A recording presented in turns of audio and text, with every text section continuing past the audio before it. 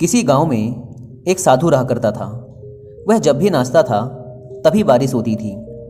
इसलिए गांव के लोगों को जब भी बारिश की ज़रूरत होती तब यह लोग उस साधु के पास जाते और उनसे अनुरोध करते कि वह नाचे।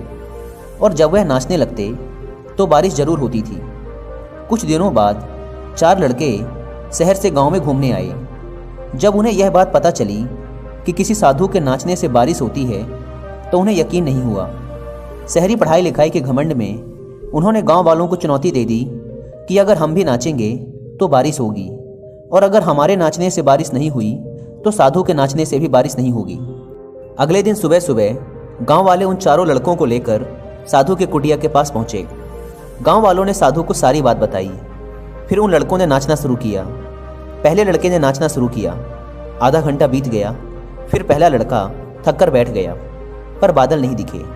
कुछ देर बाद दूसरे लड़के ने नाचना शुरू किया और 1 घंटे बीतते बीतते वह भी थक कर बैठ गया।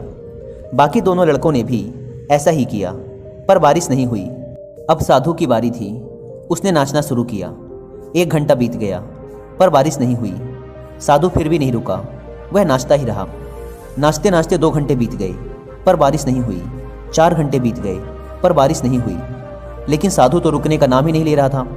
धीरे धीरे शाम ढलने लगी कि तभी बादलों की गड़गड़ाहट सुनाई दी और थोड़ी देर बाद जोरों की बारिश होने लगी।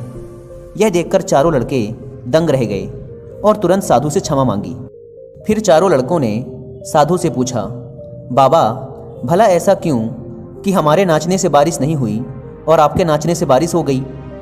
साधु ने उत्तर दिया, जब मैं नाचता हूँ तो 2 बातों का ध्यान रखता हूँ। पहली बात तो मैं यह सोचता हूँ कि अगर मैं नाचूंगा तो बारिश को होना ही पड़ेगा, और दूसरी यह कि मैं तब तक नाचूंगा जब तक कि बारिश ना हो जाए। सफलता पाने वाले में भी यही गुण विद्यमान होता है। वे जिस काम को भी करते हैं उसमें उन्हें सफल होने का पूरा भरोसा होता है, और वह तब तक उस काम को करते हैं जब तक कि उसमें सफल ना हो जाएं।